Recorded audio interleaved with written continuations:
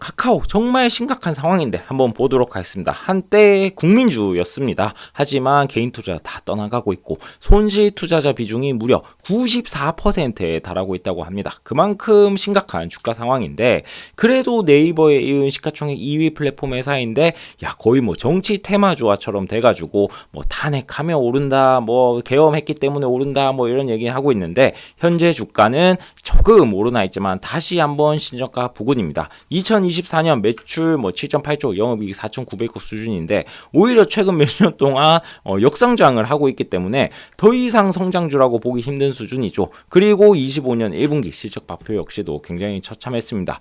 역시나 역성장하는 모습을 보여줬고 사실 더 이상 성장주가 아니고 가치주는 더더욱 아닌 모습입니다. 25년 실적 조금씩 뜯어본다면 카카오는 현재 플랫폼과 콘텐츠 이렇게 두 가지 사업 부분 하고 있고 플랫폼이 이 카카오톡을 바탕으로 한 뭐 광고, 커머스고 콘텐츠는 웹툰, 엔터, 뭐 뮤직 다양한 사업을 하고 있습니다. 카카오톡 덕분에 그나마 선방한 게 이 플랫폼 부분입니다. 콘텐츠 부분은 완전히 무너진 모습을 보여주고 있고 전국민 메신저라고 불리는 이 카카오톡은 광고가 최근에 부쩍 많아진 모습을 보여주고 있습니다. 우리가 눈으로 보는 광고나 자꾸 메신저 날아오는 광고나 늘어나고 있기 때문에 그 덕분에 YY로 3% 정도는 성장을 할 수가 있었다. 커머스 같은 경우는 선물하기도 잘 나갔고 뭐 고단가 상품들이 카카오 쇼핑에서 또 잘 나갔다. 그렇기 때문에 꽤나 유의미한 성장세를 보여줬습니다. 예전에는 스타벅스 기프티콘 선물할 정도였지만 이제는 명품도 선물하고 저 역시도 비싼 단가 선물들을 꽤나 많이 하고 있거든요.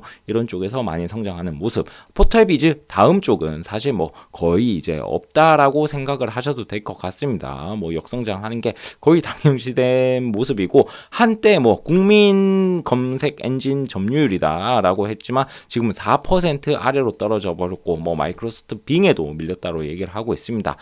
플랫폼 다른 부분 같은 경우 모빌리티 페이도 있다고 하는데 거의 뭐 비슷한 수준을 보여줬지만 뭐 페이는 분할 상장해서 이미 지금 나가버렸고 모빌리티도 앞으로 나간다고 하니까 얘는 그냥 참고 정도만 해주시면 될 것 같습니다. 그러면 그나마 카카오톡 덕분에 요 견조했던 플랫폼 부분 이거 주가가 과연 정당화될 수 있을까라고 봤을 때 아니죠. 플랫폼 부분만 놓고 보더라도 겨우 4% 성장했는데 카카오 PER이 지금 거의 40에 육박하고 있는 모습입니다. 코카콜라도 4% 정도는 성장하기 때문에 이거 잘 나갔다 버텼다 하는 카카오만 놓고 보더라도 좀 애매한 상황이고 천호개미야 이거 보지 말아야지. 앞으로 기대되지 않냐. AI가 있고 AI 등에 없고 성장할 수도 있고 샘 올트만이랑 또 한다고 하지 않냐. 네 맞습니다. 하긴 하는데 권순우 기자님은 카카오톡에서 챗GPT를 바로 사용 가능하도록 협업을 하고 있는 거다. 이게 데이터 협업 등 고차원적인 게 아니라 너무 단순한 거기 때문에 많이 아쉽다라고 의견을 비쳤습니다. 뭐 이것뿐만 아니라 자체적으로 한다고 하면서도 이번 컨콜에서도 대화형 AI 카나나를 우리 도입하겠다라고 얘기를 했는데 막상 사용자 후기는 좀 아쉬운 점이 많고 이미 카카오는 뭐 카카오톡 사용자를 더 늘릴 수 있을까? 이 4,800만에서 4,900만 온 것도 사실 대단한 영역 같은데 우리나라 인구 5천만이 더 늘지 않는 이상 결국 카카오는 카나나든 오픈 AI 협업하든 이 체류 시간을 늘려야지 광고를 더 끌어올 수가 있습니다. 하지만 이 체류 시간을 더 늘리기 위해서 붙어야 되는 게 뭐 쇼폼을 추구한다고 하지만 챗GPT랑 인스타랑 유튜브랑 네이버랑 붙어야 되는데 플랫폼 부분이 지켜오는 것 정도는 할 수 있겠지만 이 폭풍 성장을 할 수 있을까 사실 의문이기는 하죠. 견조했던 플랫폼과는 달리 정말로 역성장을 했던 게 바로 요 엔터나 웹툰이나 뭐 뮤직이나 전 영역에서 부진한 모습을 보여줬습니다. 거기다가 분가시켰던 아우들 역시도 굉장히 부진한 상황이죠. 이게 얼마나 황당하냐고 하면 이동 같은 경우에는 카카오에 근무하는 사람보다 요 종속회사에 근무하는 사람들이 거의 3배, 4배 가까이 많은데 벌어오는 돈은 카카오에서 버는 돈이 4배 정도가 더 많습니다. 카카오톡 말고는 사실 극도의 부진을 겪고 있다고 보시면 될 것 같고 쪼개둔 뭐 카카오 그룹사들을 본다면 뭐 정말로 여러 가지가 있는데 조금 주요 회사들에 대해서만 한번 보도록 하겠습니다. 그래도 역대급 이익을 보여준 거는 바로 돈놀이 카카오뱅크입니다. 분기 기준 최대 영업이익을 보여줬고 고객 수나 영업이익이나 모두 늘어나는 모습을 보여줬고, 특히 고객 수 같은 경우는 쭉쭉 늘어주고, 특히 40대 60대도 이제 인뱅을 많이 쓴다, 그만큼 늘었다. 하지만 주가 같은 경우는 처참한 상황입니다. 호실적이 나왔지만 생각보다 반응이 약하고, 전체적으로 본다면 쭉 빠진 모습을 보여주고 있습니다. 사실 인터넷은행 카뱅이 아니더라도 우리 금융지주를 제외하고 난다면 모두 그 큰 기업들이 엄청나게 전년 동기 대비 증가율을 보여줬고, 카뱅이 출범할 당시만 해도 우리는 단순한 은행이 아니라 종합 플랫폼 회사다. 그렇기 때문에 금융 대장주에 등극을 하면서 시가총액 33조까지 갔었습니다. 하지만 지금 25년 1분기 실적이 잘 나왔다고 해도 대부분의 수익이 이자 수익에서 발생을 하고 있고, 일반 은행에서 보일 수 있는 신용대출, 전월세대출, 주담대출, 이게 주를 이루고 있으니까 이 도대체 기존 은행과 뭐가 다른가라는 생각이 당연히 들죠. 오히려 KB금융이 카드도 있고 손해보험사도 있고 금융도 있고 하다 보니까 비은행 기여도가 40% 육박하기 때문에 카뱅보다 얘가 종합 플랫폼 회사가 아닌가라는 생각이 듭니다. 여기다가 인터넷 은행이 엄청난 기술력이 필요한 게 아니죠. 시중 은행들도 앱만 잘 가다듬으면 사실 똑같이 만들 수가 있고, 여전히 1등이긴 합니다만 급격히 점유율이 떨어지고 있는 것도 사실입니다. 대한대출 같은 경우가 카카오뱅크, 그 다음 K뱅크가 대부분이었는데 이제 점유율이 40%로 하락을 하고, 시중은행들이 굉장히 많이 치고 올라왔다. 시중은행이라도 대출금리만 낮으면, 그리고 예금금리만 높으면 굳이 우리 꼭 인터넷 뱅킹 가야 되냐, KB, 하나, 우리 이런 데 당연히 가면 되지. 그렇기 때문에 사실 은행의 경제적 해제가 있기는 굉장히 힘들죠. 카카오뱅크가 앞으로 정말 잘 크면 KB금융지주 아니냐. 근데 KB나 4대 금융지주는 시가 배당률이 3, 4% 나오고 있고, 근데 카뱅은 1%고 PER도 높고,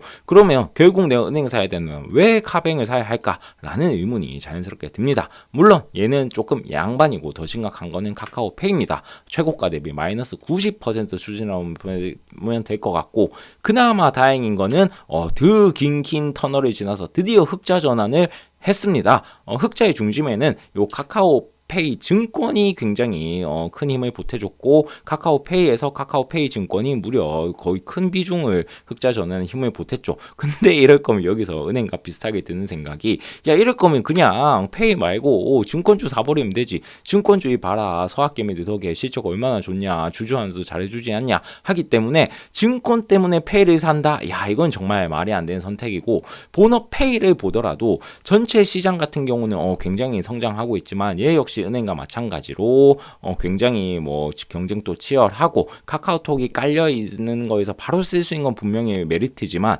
영업 비용이 자꾸 올라가는 그런 모습을 보여주고 있습니다. 더 심각한 거는 또 카카오 게임즈죠. 얘 역시도 마이너스 90% 가까이 찍었고, 이럴 때는 그렇게 실적이 좋아도 안 가던 주식들이 코스피에서도 기가 막히게 주가가 떨어지고, 실적이 떨어지면 주가는 실적을 따라서 갑니다. 24년도에 영업이익이 급감하는 모습을 보여줬고, 전 부분 모바일, PC, 기타에서 다 같이 안 좋은 모습을 보여줬습니다.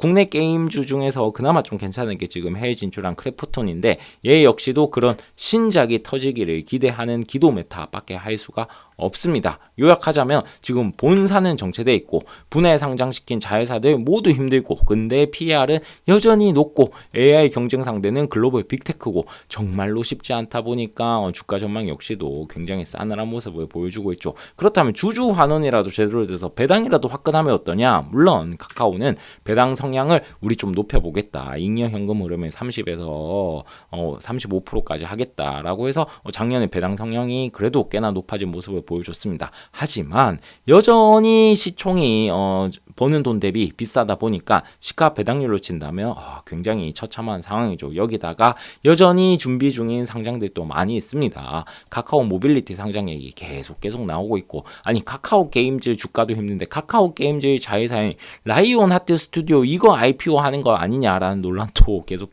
있죠. 물론 카카오 엔터 같은 경우는 IPO를 줬고 매각을 선택하기도 했는데, 아무튼 전체적으로 주주 환원도 매우 좀 안타까운 모습을 보여주고 있습니다. 테이버는 카카오가 자회사 자꾸 IPO하는 거는 분명히 악재다. 좋은 회사지만 이미 다 쪼개졌기 때문에 주가가 제대로 반등하긴 힘들고 카카오는 이미 거의 지주 회사 됐다. 그렇기 때문에 카카오 그룹주들이 잘하더라도 주가는 안 갈 수가 있고 성장성 대비 시가총액 아직 비싸다. 카카오 저점은 IPO 이거 이슈 없어지고 주주 환원이 많이 올라오면 그때 저점을 얘기하는 게 유의미하다라고 얘기를 했습니다. 정말 카카오만 달면 쭉쭉 뻗어나가던 코로나 시절이었죠. 그때는 무려 현대차 다음이 카카오 그룹 시가총액을 보이면서 엄청난 모습을 보여줬고 김범수가 이재용을 제치고 최고 부자에 올랐다라고 얘기를 하고 뭐 카카오페이도 호재가 만발한다 라면서 했었습니다. 다시 내수가 아닌 글로벌로 뻗어나가서 이런 카카오의 모습을 꼭 회복했으면 합니다. 현재 옆 동네 네이버 같은 경우는 야 카카오 역성장 웬 말해 우리는 엄청나게 성장하고 있다라고 하면서 카카오랑 격차가 많이 벌어진 모습이죠. 하지만 주가 같은 경우는 여기도 정말 만만치가 않습니다. 최종 화면에는 네이버 과연 괜찮을지 기회일지 찍어둔 영상이 있으니 보실 분들 보셨으면 좋겠고 천호개미 구독 좋아요 부탁드립니다.